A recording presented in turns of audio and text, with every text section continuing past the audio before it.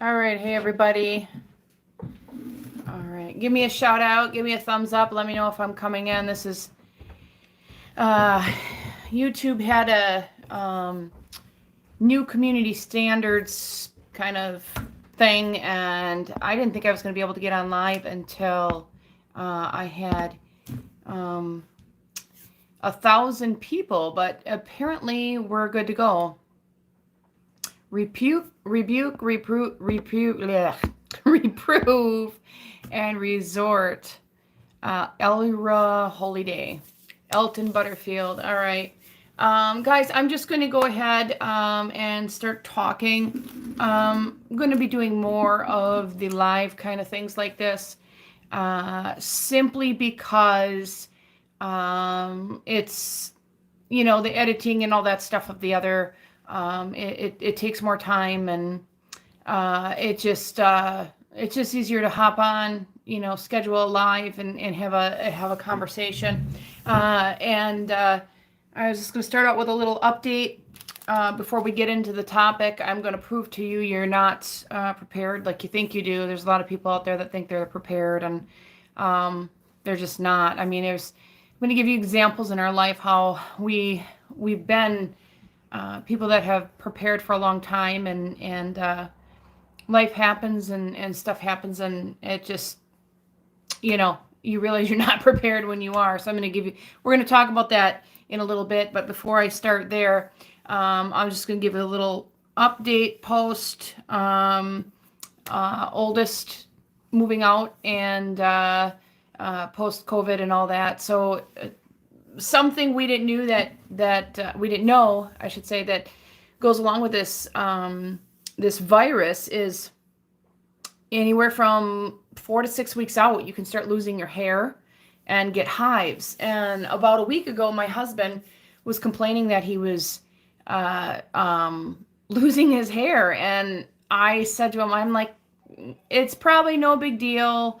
Your his hair is longer now, and you're probably noticing. For us women that have long hair, we notice our hair more, like when we take showers and stuff, there's more. But when you're a man that has had short hair, I thought that's what it was. It's just that he was noticing it more. Well, about 6 days after he had complained about that, I took a shower and just noticed handfuls of hair coming out of my head, and it was really frightening. And that was a couple days ago. My youngest, she's had some too, but of course she's young and she's got, thick, abundant, beautiful hair, so it's not a big deal. But come to find out through some research and asking, some nurses and things like that, this is part of it. It's like a thing. Post virus, I'll just say that. You can lose your hair. Not all of it. It's just some of it'll start coming out because the virus is such a strain and stress on the body. And in my lifetime, I've had this happen before after 2 C-sections with my kids. Hey, nice to see you, Cowboy Roy. So I know that it is a stress response, and that kind of can allude to you how much of a taxation, the virus can be on your body. And even for my husband to lose his hair, he's got a mop full of hair, he's, so it's, and my 12-year-old as well.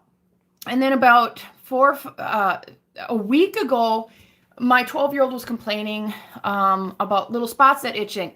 And we're like, it's winter, there's no mosquitoes. And I thought, well, is she getting spider bites? We're looking, and I was like, well, that looks like hives, because she'd get 2 or 3 in a row, and we're trying to figure out, was there a change to our laundry detergent? What was this? And it was nothing.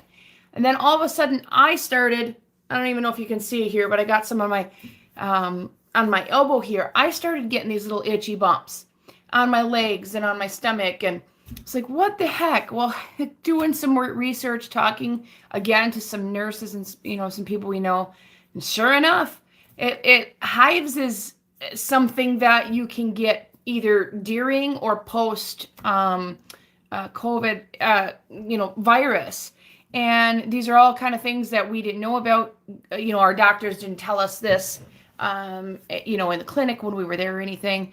So right now, my husband works for a nutraceutical company, which is vitamins, very high-end organic natural products, and we are taking a lot of what's called it's called cosmetics. It's just the name of it, and it has a lot of product in there to grow the hair and the nails. So we're trying to combat this post reaction to this virus of losing hair, and also just trying to really zone in on our diet, make it really refined with no breads and no sugars and stuff right now, to kind of rid our bodies of any post toxins or anything like this that would be causing these hives. Because honestly, it's really annoying. It's really annoying.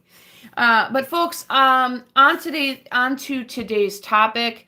And all right, we got Roy. We got a couple of people. This is my first live. I didn't expect a lot of people to show up here at 2:00 on a Friday afternoon. People are working, but I also didn't want to do this in the evening because Greg at Green Greg's Worm Farm channel, guys, is having this week. He started, I believe it was on Tuesday or Monday, with his first interview, and last night he had another. I believe his name is, please forgive me, John Prime. You guys can look at it. Go to Green Greg's Worm Farm channel. He's been talking about the issues with Russia and China with experts, EMPs, all this kind of stuff, nuclear war. And he is having a gentleman on tonight as well. And I don't want to miss that. So I didn't want to go live on a Friday night just so I could get numbers. Okay. So just go over there and, go on his community page, and he's got some announcements there. So you guys don't miss that. He's had, honestly, in the years that Greg has had his channels, these last couple interviews here have been phenomenal, amazing, especially the one he had yesterday. I learned a lot out of that one, just about what's going on in Russia and some of the tactical and political and geopolitical things. If we do X, Y, and Z, this could happen. And the people he's been having on are legit. They legitly have worked or are working in different government agencies to try to rectify these situations. So guys, go over there, Green Greg's Worm Farm for those, and he's going to be live tonight with another interview.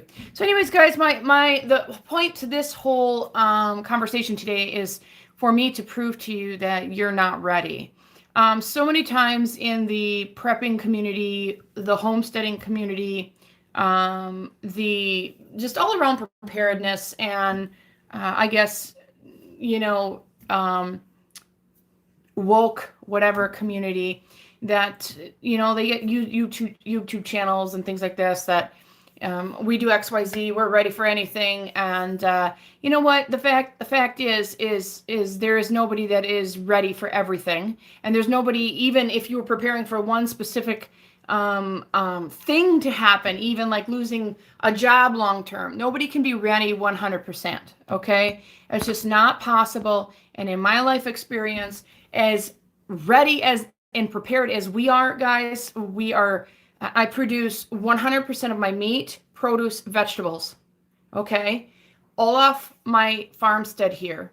I also have produced for up to 50 families at one time with my farmstead CSA, and my farm sales, my farm store sales, the CSA, everything, all right? And as much food as I produce here, the fact that our heat is off grid, our water is off grid, all those elements working together, there is still no way to be 100% prepared. But I will argue with you that I am more prepared than 95% of Americans. And I'm going to give you some examples. And Roy says, I keep having to replay Green Greg's videos because of the missing them. Yeah, you really gotta go on there and like the videos and things like that, Roy. And he's having a Zoom problem. He's having a problem setting it up so that his Zoom live is in tune with the YouTube live. That's the problem there. But so anyways, guys, so as far as what you need to know, like my husband, my family, and we could live easily 3 years with the food that I produce that we have in our house right now. If I never gardened for the next 2 years, 3 years, if I never slaughtered another animal, I never raised another animal, we could survive 3 years just with the food that I have here. And that's not, that does not include, that's not just my family. I got a 22-year-old daughter that's ready to pop a baby out any moment. Her number 2 baby, my second grandson, my son-in-law, my 12-year-old, and my husband. I have prepared and done enough that I know if, God forbid, something happens, I'd be taking in my mother, my grandfather, my sister, her husband, and their 2 kids.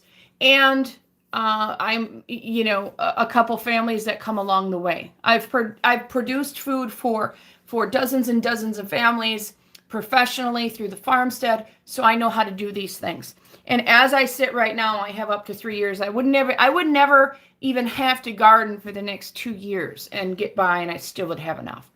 And that goes for, I didn't even include my dry goods, because I don't, obviously, I'm in Wisconsin, I don't grow rice, right?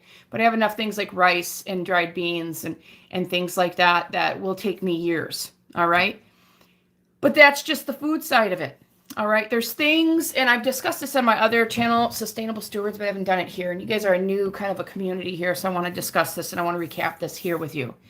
There are things people don't think of. It is food because obviously water, shelter, water, and food, right? Those are the 3 things that you need for survival. Those are 3 survival musts. You cannot survive, I don't care what anybody says, without shelter. I know people like to say, get water first. No, it has to be shelter first. Your shelter has to have a roof. You have to have a roof. You have to have blankets. You have to have all those things within your shelter that makes it so, like, we got down to 20 below last night, so that when you lay your head down on your pillow, you're going to wake up in the morning. All right. You need heat, and you need a sanitary means to rid of your feces, of your excrement, when you go to the bathroom. So those are things. I always say it's got to be shelter first. You got to focus on that.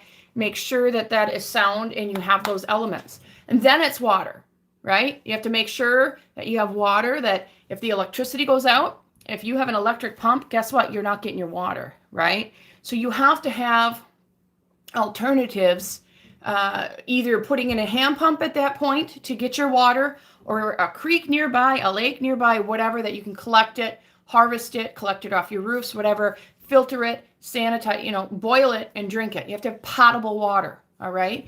And if you have animals, guys, on top of your needs, you have to think about your animals. It's providing, I got a few cows here, some goats, some chickens.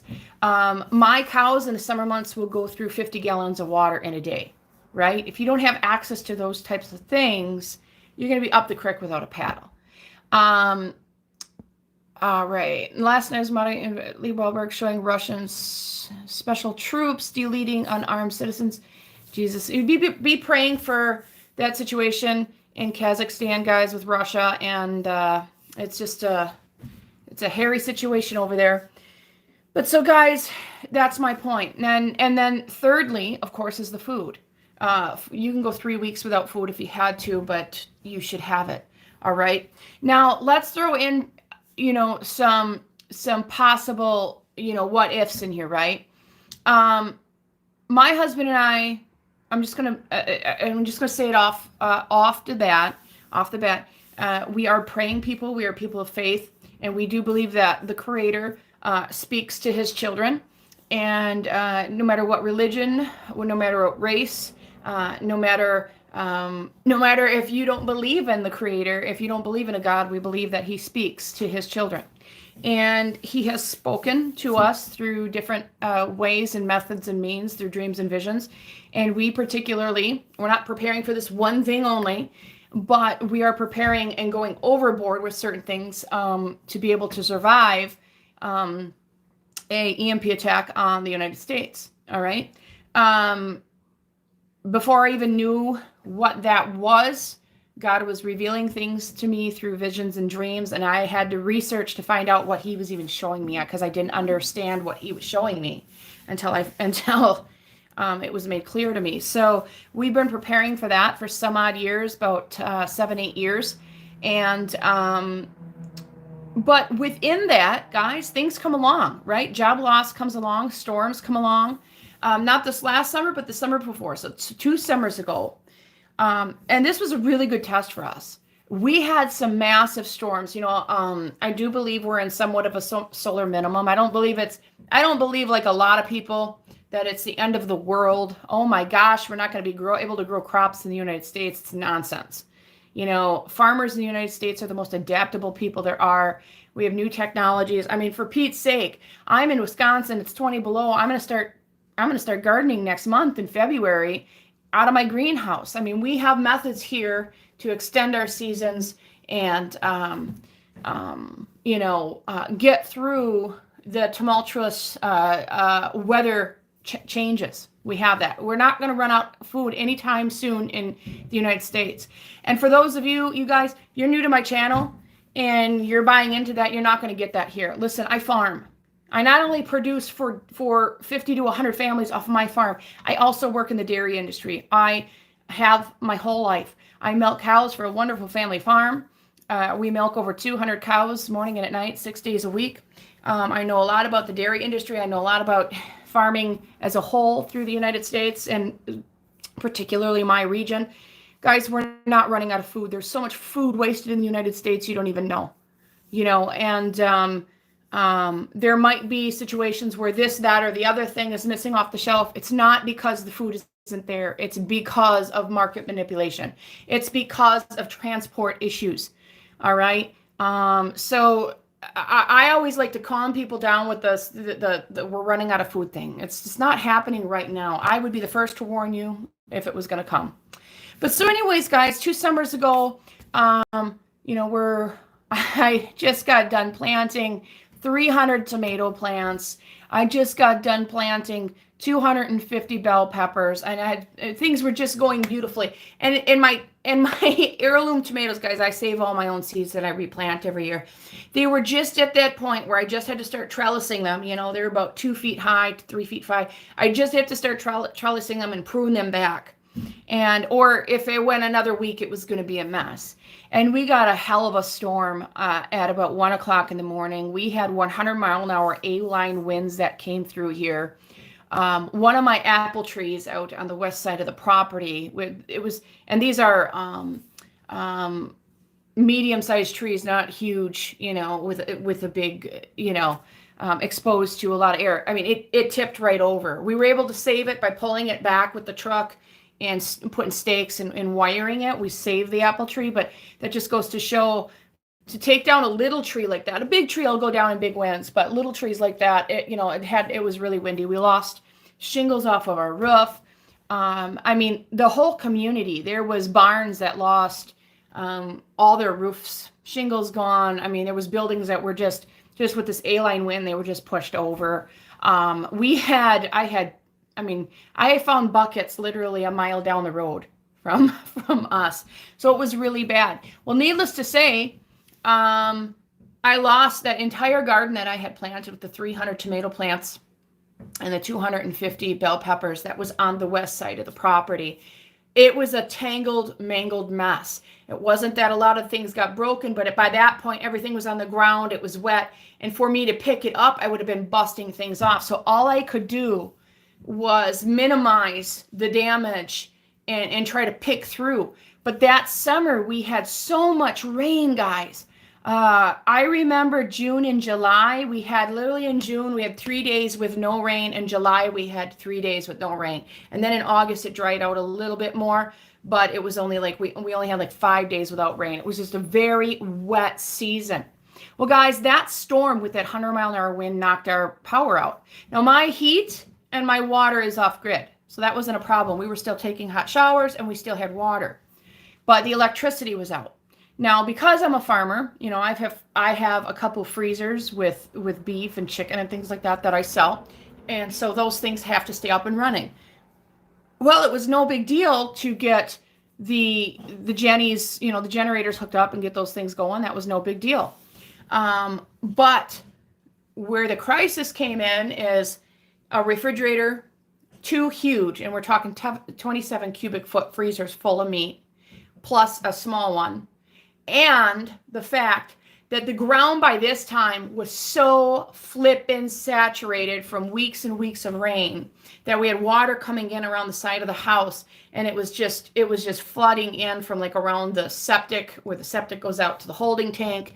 It just was tons of water. We went down in our basement at 8, 9 o'clock the next morning, and we had a foot of water in our basement. So then we had to hook up the Jenny to that. So what we ended up doing was running 6 hours on 2 freezers, 6 hours, rotating them. And then we had to pump the basement out. My point to this story is people think they're ready. I got a generator, and you know what? I can hook things up. Well, 9 times out of 10, you're not going to need as much electricity as I have, because you don't have multiple freezers full of meat. But what if the situation is a situation where you can't get gas? What if like in Hurricane Sandy, people couldn't get gas up to 2 months, right? Or down in Texas, when they had the hurricanes come through, they couldn't get gas up to 2-3 weeks, right? You can't put gas in that generator. Now you should have ample gas for a minimum of a couple of weeks to run that thing, but most people don't do that. They have enough gas tanks to run it for about 3-4 days, and that's it. What if you couldn't get gas for a month? Now, here's the thing. I have enough canning jars. I have thousands of canning jars. I have thousands of lids. Guys, I've been hoarding them. And I don't have any moral compass that tells me it's wrong that I shouldn't hoard canning jars and cans. Because guys, you can call it hoarding if you want. I just call it preparation. And it's not my problem if you decided not to go out and buy canning jars and lids, right? I have enough that I can literally can a whole cow plus a couple goats, and I can can about 75 chickens, so that I have that there if that happens. I have that capability. But what I don't have the capability of doing is drying out my basement for over 2 weeks, a month. I have enough gas stored up for, okay, I'll just say it. We have a 250-gallon tank. I can do that. But if I was like you and I had 2-3 gas tanks for that generator, right? The basement's wet and the water's staying there. All right.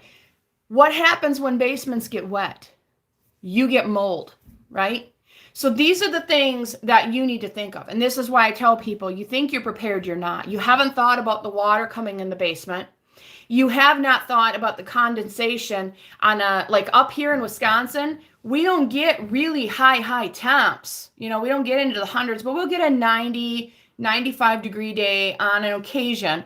But even at 85 degrees, if you got 100% humidity, guess what? You got condensation, not only on the back of your toilets, you got condensation on your wood floors. You got condensation on some parts of your walls. You have got moisture within your house. And if you don't have a means to get that moisture out, you are going to have mold, and you're not going to be able to stay there.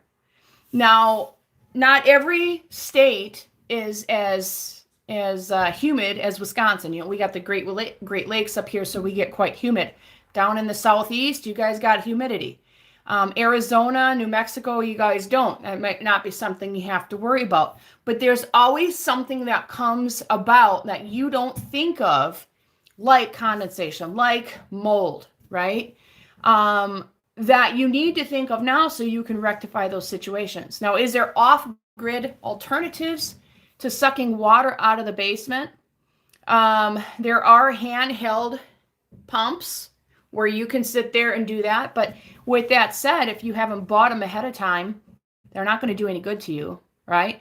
So you can go ahead and prepare and buy a handheld pump, or you can maybe put your goats and your cows down in the basement. Hopefully they'll drink the water for you, or get some carp and start raising some carp in the basement. At least you have another food source. That's what the Hmongs do up here. And I'm not kidding either. That's what they do.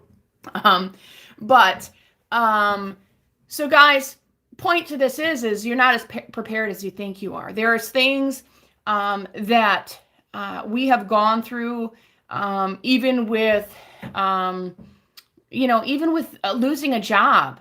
You're like, all right, we got this emergency money, right? We can live 3 months without a job, and then, but you got to find a job. But you didn't include the hot water heater that went to heck. Well, that was, well, that happened. You didn't include the flood damage, whatever it was. It's things you got to think outside of the box. As I said to you during that storm, I lost a lot of my roof. As a matter of fact, we have an Amish built house. They do a lot of things good, but they do some things stupid as well, guys. They're not the best builders you all think they are. People romanticize the Amish, but I live amongst the Amish, and they're normal people. They're very fallible, and they're not perfect in everything like everybody thinks. My house is fantastic. So you can see here, I'm sitting against the window. It's probably driving you guys nuts, but we have passive solar to the south facing to absorb the heat on a good day. I'm looking at my thermometer right now. We are at like 10 or 15 degrees, somewhere like that. I don't even have my wood burning stove going because we have enough heat with this to keep the house warm. I won't start that stove until about 4:30 before I go to milk cows. And we only use, in this big 4-bedroom house, I'm only using about 8 pieces of wood in 24 hours. 8 to 10 pieces of wood, depending on how cold it is. So what they do well is they structure a home to have passive solar. They insulate it very well, and they structure the bedrooms and kitchen and dining room and all that stuff very well, so that the grate in the floor, the heat's in the basement, the heat comes up through the grate in the floor, it circulates around the house, and then the cold air return comes down through the back of the house. So we don't have any need for electricity to circulate that air. The way our house is designed, it does that very well. But they also do stupid things like use 7 different screws to build something. So if you want to take it apart, you can't. Good luck taking something apart with 7 different screws, right?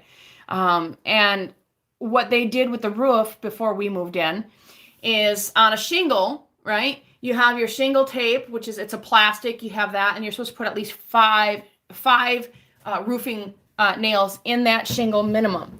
Well, these Amish only put 2 in, and they never pulled a tape. So the problem we have is every time we get winds over 55 miles an hour, we got shingles coming off of our roof. As a matter of fact, just a month ago, we had 9 of them come off because we had another like 95 mile an hour wind come through. And thankfully we got the black tarp underneath. So we're okay for the winter. It's not like we got a leak in the roof or anything like that. But guys, that's the things you got to think of. You can't get supplies, and now you got shingles coming off your roof, or you've got this damage to your roof. Do you have the supplies you need to fix that, so that you don't have rain pouring in there over the next week until somebody can come out? Because 9 times out of 10, you can even hire a handyman, and he'll say, I can't come out until a week later, 2 weeks later. Do you have the supplies that you need to fix those kinds of things, to rectify those situations? Do you have extra shingles? Do you have extra plywood? Just basic 2x4s, nails? Do you have these things? And I would submit to you, most of you don't. For our off-grid water system, we have 3 times the parts we'll need within 3 years to fix anything that goes wrong on that. Extra gaskets, extra bolts, anything that we need. And we have an extra pump because our pump is off of air pressure. We bought these things over the years. We'll probably not ever have to replace that pump because the air pressurized pumps for wells outlive electric pumps 2 to 1. And we've told that we can get out almost 60 years off of that. But because everything in our life goes wrong, if it can go wrong, we decided, hey, we're going to have one on hand. So we buy these things. Do you have pails? I know I'm probably, for some of you guys are like, oh, this woman's stupid. A pail? What do I need a pail for? Do you have a pail to go down to the creek Do you have 2 pails to go down to the creek and get water if you need it? You know that I used to, I also do garden design, and I've done some garden design things for people in town and stuff like that. And I did one a few years ago, and I asked for, do you got a pail? These people didn't have a pail, not a 5-gallon bucket, nothing. They had nothing. And so it's things like that. You got to think outside of the box. Now, like I said, we can't prepare for everything. Something that I've been preparing for a long time also was childbirth. I've got a 22-year-old daughter who is in her, prime childbearing years.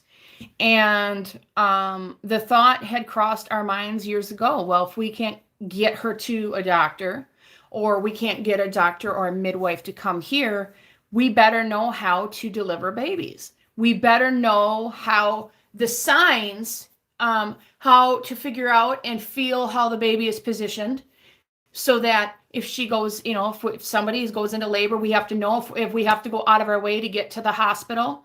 That we might be in a situation one day that going to the hospital is not an option. And even if you do get to the hospital, it's probably going to be like your last resort type of thing. So I started midwifery school, and unfortunately, because of the laws in Wisconsin and how expensive it is here, I've only been able to witness 5 births so far.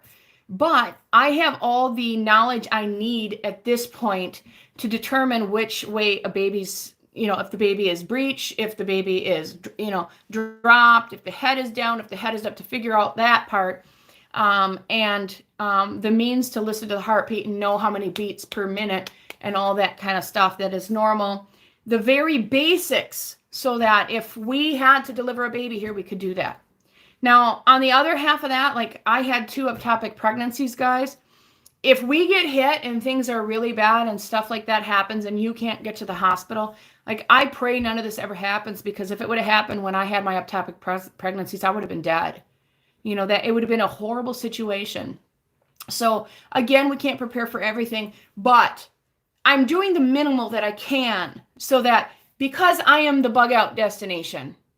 Now, and that's another thing, guys. If you are going to declare and decree that, hey, you come to my place, I'm the place to be. I've got the land. We can live off the land. We can get through the hard times until you can get back home. If you're going to do that and you're going to invite people to your property, you dang well better be ready to confront a bunch of different tasks. And yes, it's your responsibility. I'm very traditional, and I believe that if you welcome somebody into your home or on your property, you have a responsibility to them.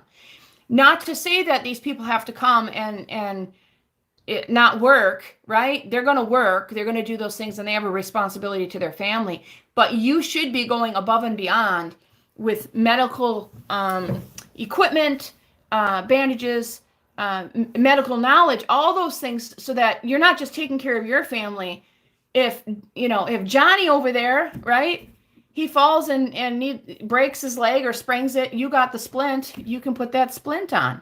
We have to be prepared to do these things. So here's another question and challenge for you, because you don't find out if you won't know how not ready you are until you actually challenge yourself. How many of you right now in winter are prepared to go down the basement and shut off your power? How many of you can do that? I'll see if anybody's commenting here. Special Girl, great book. Where are those? There is Doctor Covers Everything. Would need missionaries, small village. Yeah, and that's the thing. She poses a good thing there. We can't prepare for everything. We can't have all the trades, the expertise on everything. And it's been my goal. I consider myself an expert gardener, a master gardener. I've been doing it for a long time. I consider myself a expert animal husbandry, raising animals, medical things with animals like that. I've delivered, I don't know how many cows and pigs, and I've delivered animals for many, many years. And it was my goal with birthing human babies to know enough that if we had to do it, we could get by. How to clamp the cord, how to know, how to recognize a threat if there is one. Most people wouldn't even be able to recognize a threat with a pregnant woman if there was one. That was my goal. Ideally, I would want a nurse, I would want a doctor on my property. But if we don't have that option, to know a little bit of a lot of things is better to know nothing of anything. Okay. And again, yes, again, ideally you would want to have people on your property that knew these things.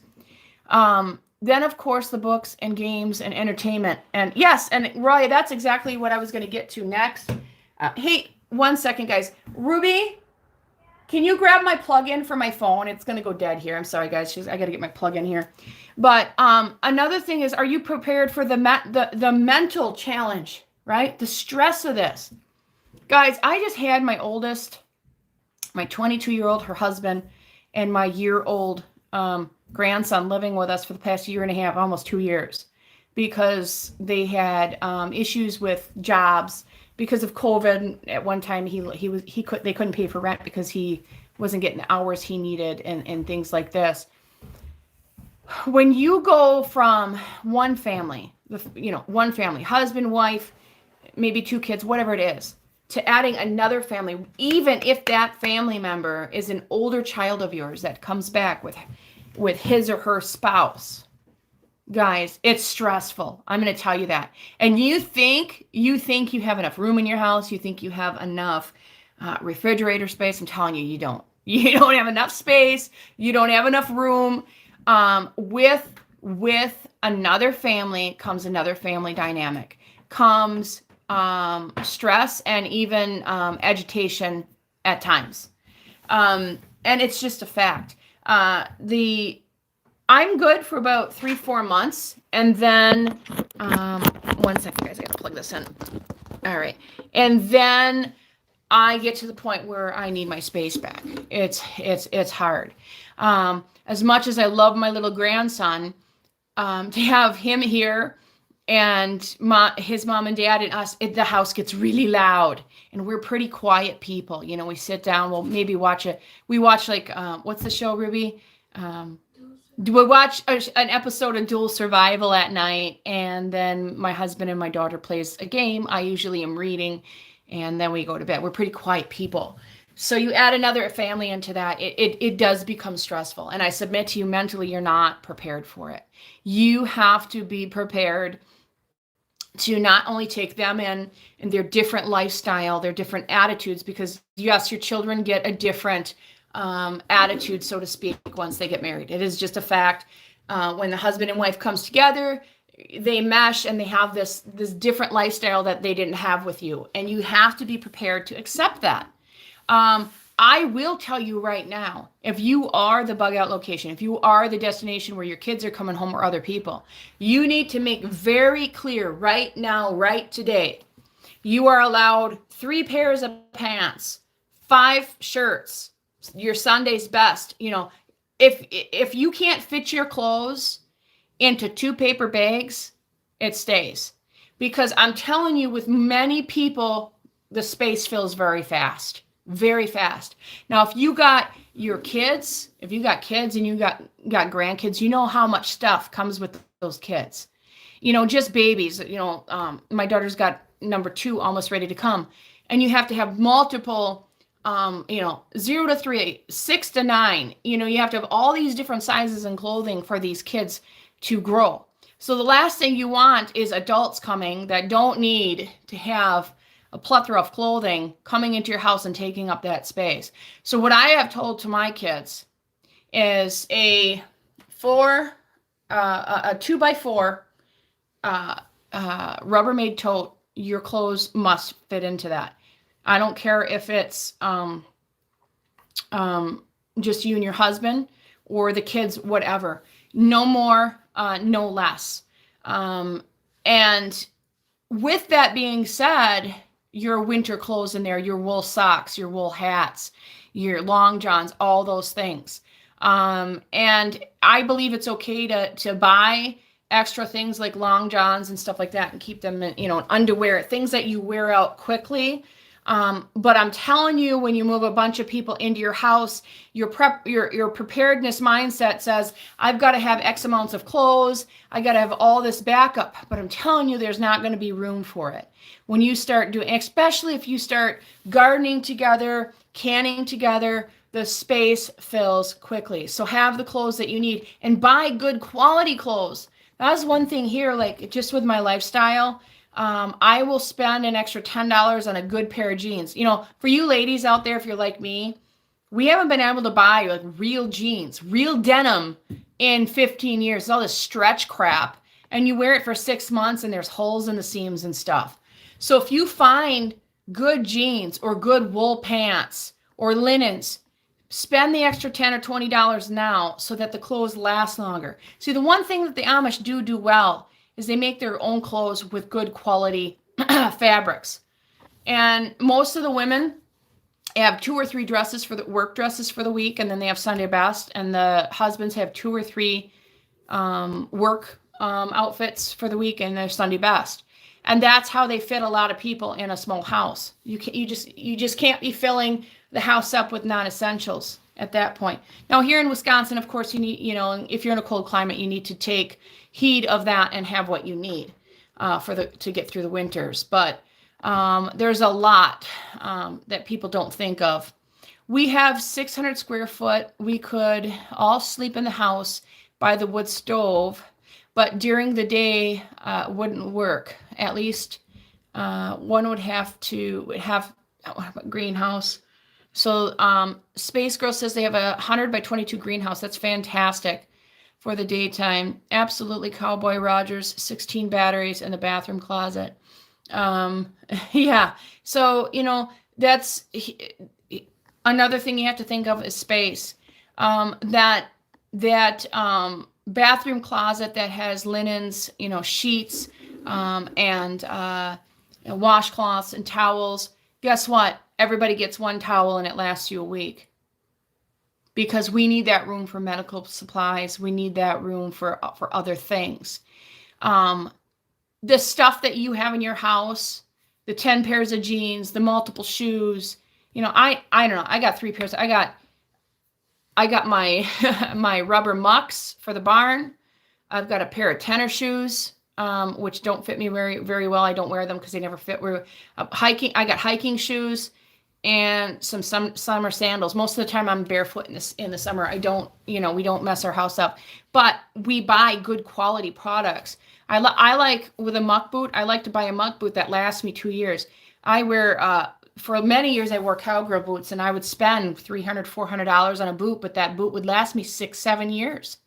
You know, if you buy quality, you get quality. I know the feeling. I love my children, grandchildren, my daughters and their children have had to move back in with me several times. So Shelby knows it. We love our family, but it does get stressful. And if you've got the I do believe it is God's master plan to bring the family back together and have multi-generations on one property, even one roof. But you have to maneuver through that climate. You have to get used to it. Because like for me, if I'm out harvesting and working in the garden and I still got to come in and can, and my 22, I'm not saying she does this, but my 22 is in here saying, I can't do anything. I got to watch the kids, right? I'm going to get pretty angry because your job isn't just to watch your kids. Your job is to be a producer here. You can watch your kids and you can clean up the house and you can help me can and you can do these things.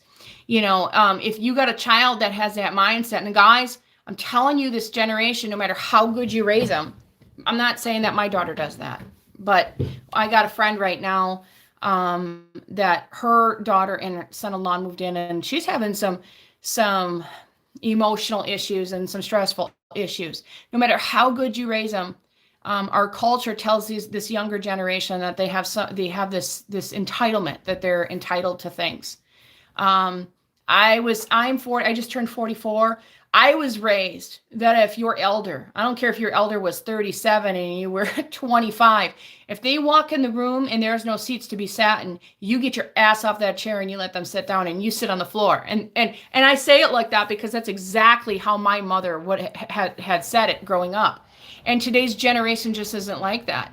You could be lifting, you know, 100-pound sack of feed and have a 22-year-old grown man watch you lift 100-pound of seed and not offer to help. That's how it is. And I've had that happen to me, just so you know. But there is a lot of stuff that can be stored outside, most things in the house. Yes, and there is. But now again, if you're going to store even clothing outside or in the basement, if you're in places like Wisconsin that's damp, right, you have to be prepared and store that stuff right. It's got to be in an airtight plastic bag, barrel, what have you. And you got to also have to have so that mice and rats can't get into it. So yeah, go ahead and get some extra totes full of clothes and put them up in your garage out of the way, that if you have that room to do it. But if most Americans don't have, like here in Wisconsin, you know, we got outbuildings, we have the opportunity to do that. But most people have a simple, you know, 2 or 3 bedroom home. A lot of houses in the United States don't even have basements. See, we have basements here in Wisconsin, but most people don't even have that. There's not, so you got to think about that space. There's kids that need to be helping with what you're doing. Yep. Even if it takes longer and get things done, then they know when they're not able. That's right. And you know, I'm not saying like my kids didn't help. My daughter always washed the dishes. She, you know, cleaned up the house and stuff like that. But, you know, another thing to think about is even the toys with little kids. You know, all that stuff, like I've told my daughter, you know, I got some toys here. It's going to have to do, you know. We can make him some blocks out of 2x4s. Not everything's coming here. I'm 58, still on the floor. We are just northwest of Benjimi, Minnesota. Oh, you're a neighbor over in Minnesota. I love it over there. I like actually north of the Twin Cities. I do not like around the Twin Cities, though. That is one area I stay away from. I have no idea what Sister 19. But guys, so I'm going to be bringing more examples of, I'm going to prove you're not prepared. These were just a couple today that I wanted to touch on. I'll do a live video every week at 2 o'clock at one various day or the other. As time goes here, guys. But I hope you enjoyed this live session. I greatly appreciate you all here today. I see there's 12 here today. I ask that you if you like this before you hop out, and we'll do it again. I will be sharing some more stuff, lots of different topics. Again, if you want to learn self-sufficient, sustainable gardening, farming, that type of stuff, hop over to Sustainable Stewards. It's my other channel. I don't visit it that often, so if you make a comment there, you know, I may not get to it for 2 weeks or what have you. I'm not making any more videos there right now. I'm not saying that I won't in the future, but that type of platform where you're doing tutorials is very intensive. It's just labor intensive. And be honest with you, with all that I do, it's very hard to do that. Most of your YouTubers out there that are making videos that are full-time farmers and things like that, they got somebody doing it for them. Your homesteaders out there that are homesteaders on YouTube that are very successful, guess what? They're making money off of YouTube, and that's all they're doing. That's what they do. That's their job. And this is not my job. I'm not making any money. So folks, God bless you. Stay safe out there. You know, get prepping, get doing those things. But most importantly, ask God to come into your life and show you the way, because we can do all this stuff, but if we're not right here in our hearts, guys, it's for nothing. So, all right. God bless you all. Have a great day.